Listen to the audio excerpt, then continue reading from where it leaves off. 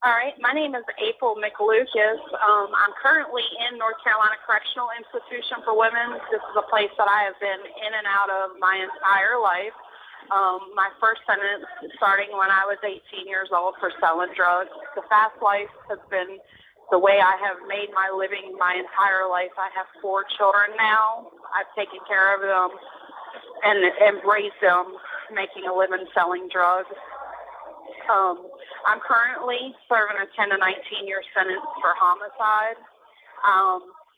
and this has been the longest sentence that I have ever had to serve. Of course, I'm 42 years old, and I was arrested in the summer of 23. I was running the streets as I had my entire life. The events of the day that this happened, as they did, was changing not only my life but my entire family's life. And it will be for many years to come. My brother, myself, and my nephew and his two-year-old son was involved after the whole case, but I'll get to that part later. My brother, who is a couple years older than myself, called and asked me for a ride. He had been drinking and wasn't fit to drive. 20 minutes later, he was getting into my car along with my nephew and a friend of my nephew's who was 15. My nephew at the time of this was 14. To respect their privacy, though, I do need to change their names if that's okay. So I'm going to call my brother's. This call is from the North Carolina Correctional Facility. My nephew is PJ, and PJ's friend's name was Chris, and myself. We headed out from my mom's house where they had been visiting.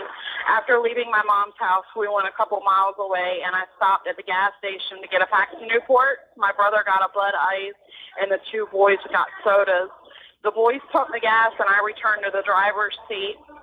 My brother was already in the passenger seat on the phone making arrangements to pick up several pounds of weed, as we usually did. Nothing was out of the normal to say. Everything was going just fine, and the feeling was just as it always is. We have a good time when we're all together. BJ hung the phone up and told me to go to Alphen Street.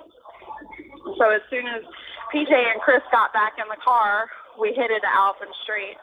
It was a 20-minute ride from the gas station to Alphen Street. We talked, we laughed, and we listened to the radio on the way. My brother drank his beer, and it appeared to me he had probably been partying most of the night before and into the current afternoon. 20 minutes later, we arrived there. I pulled into the side of the road in front of the house and put the car in park. PJ says to his dad, "Hurry up, I want to see my girl."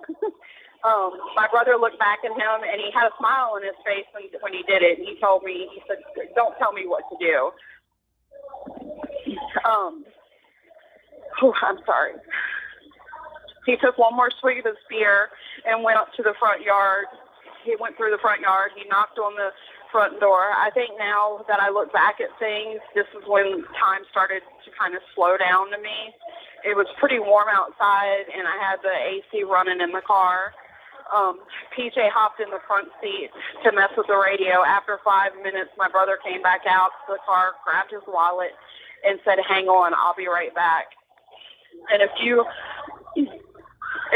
he shut the car door and semi-jogged back across the front yard. Without knocking on the door, he went in and closed the door this time behind him. At this point, I already felt like we had been sitting there forever. Another 10 or 15 minutes went by, and PJ, out of the blue, says, "Aunt April, it's taking Daddy too long to do this, and I want to see my girlfriend." I reminded PJ that he was only 14 years old. No matter how grown he thought he was, in reality, he was still only 14, and he needed to chill. He wasn't in charge. I had to remind him of that several times throughout the day. As I was saying this, my belly did a little bit of a flip, and in the back of my mind, I knew that things were taking too long, too.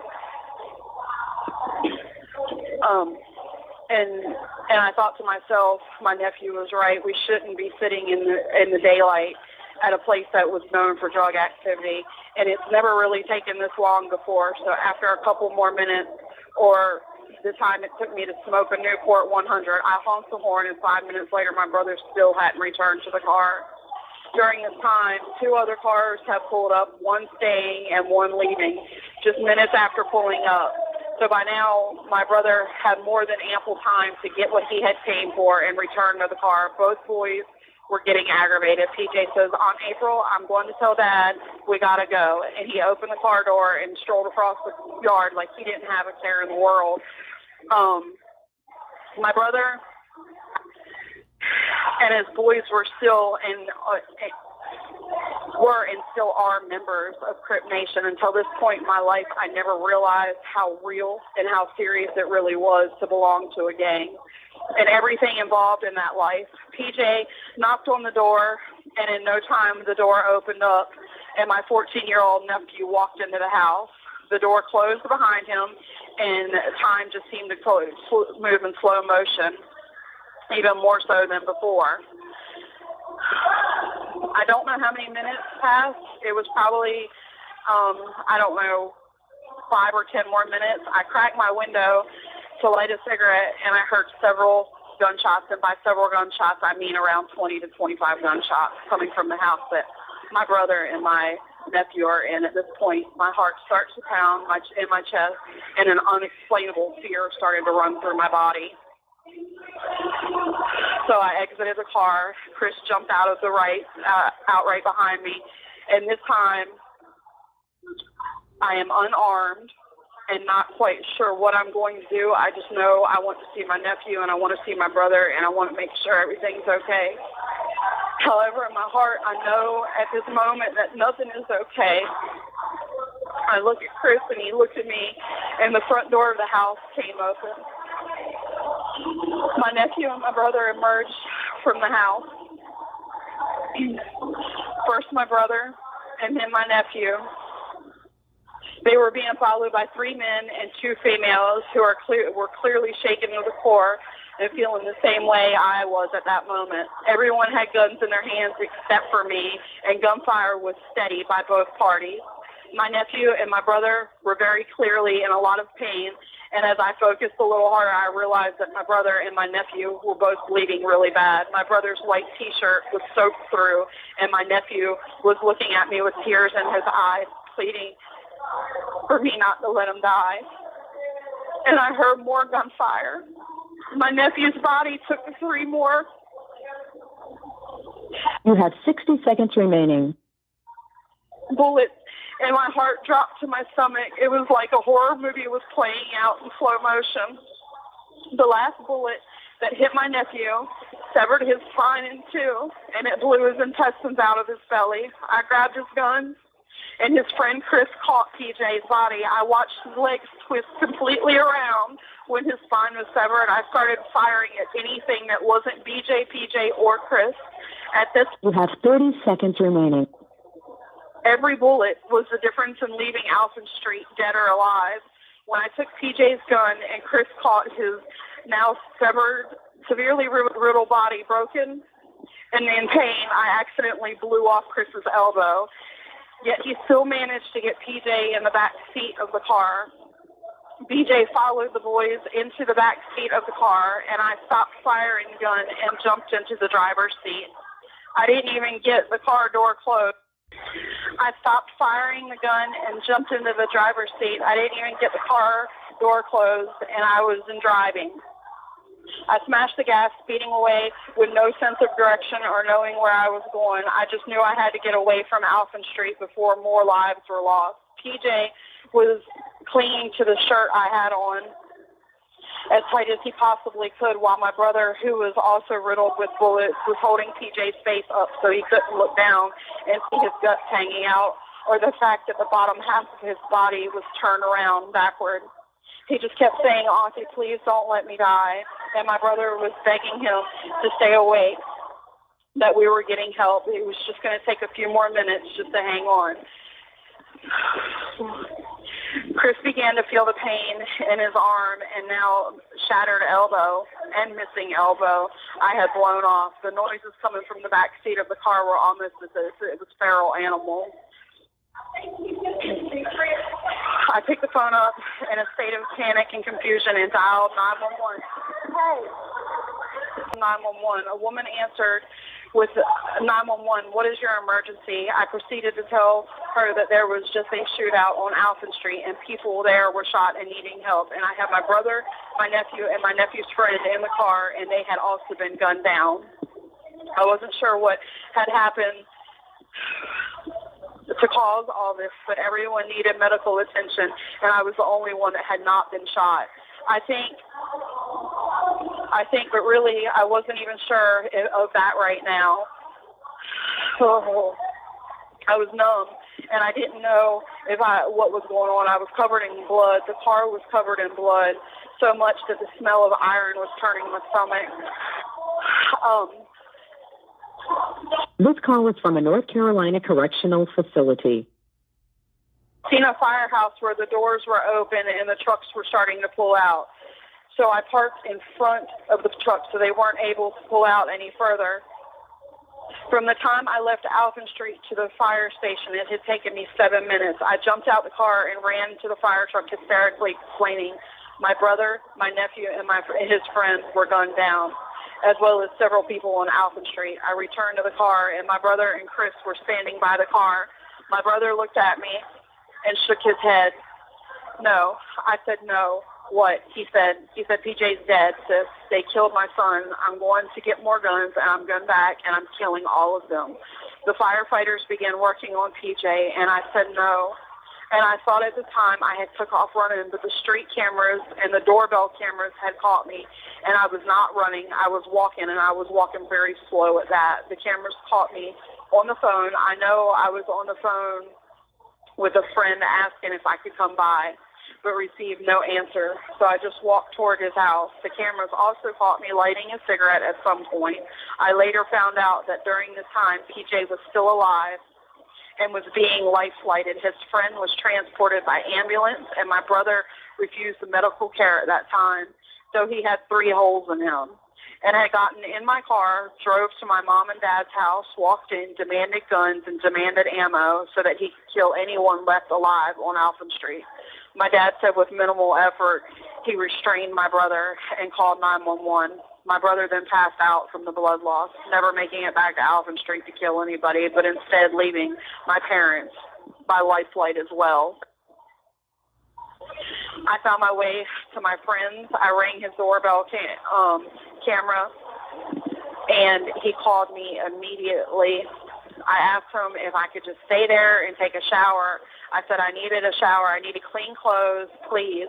He told me he wasn't home, but he would be there shortly. I asked to sit on his porch, and he agreed.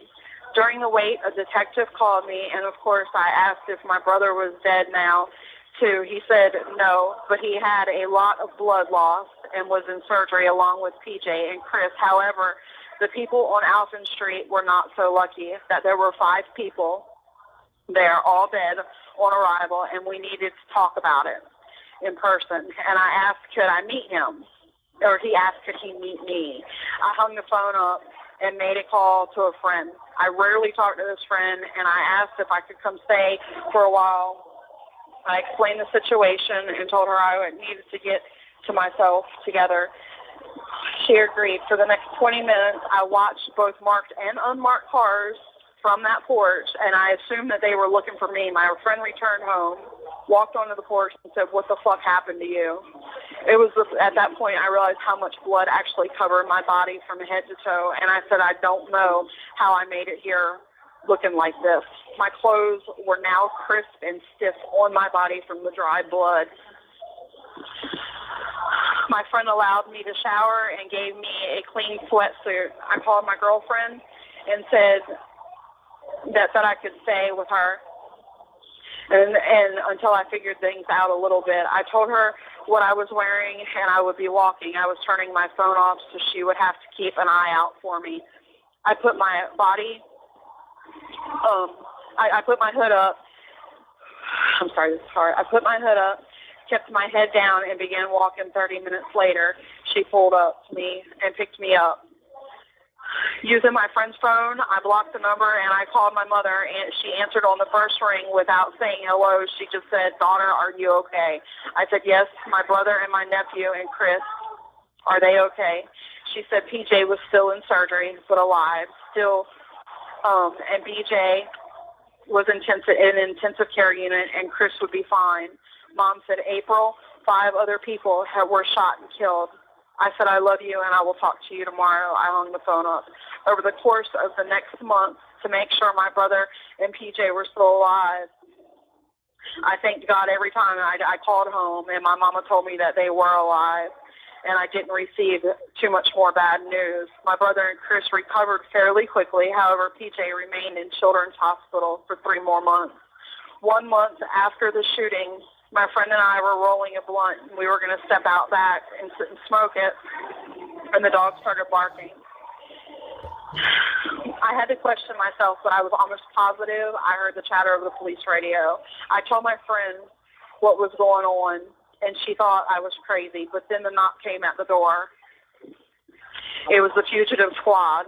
As careful as I had been, turning my phone off, not being on social media, blocking my number when I called my mom for my friend, they found me.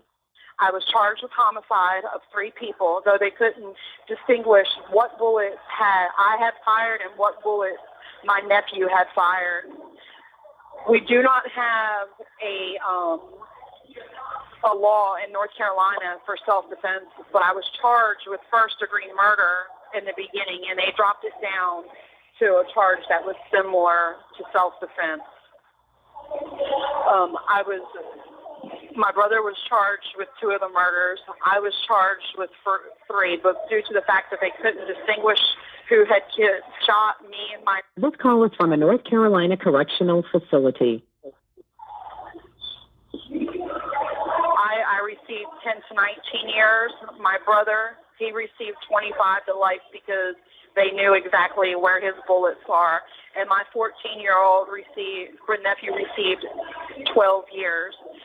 He will stay in central prison, and he will go out with regular population on his 18th birthday. I will be eligible for parole in 2034. The homicide squad told me when they came to get me that the way that they caught me was my Facebook. The only person that had not wrote anything on my wall or tried to contact me via Facebook was the girl that I was staying with. That's how they caught me. So now I'm going to sit in North Carolina Correctional Institution for Women for 10 to 19 years for trying to save my brother and my nephew. That's it. That's my story.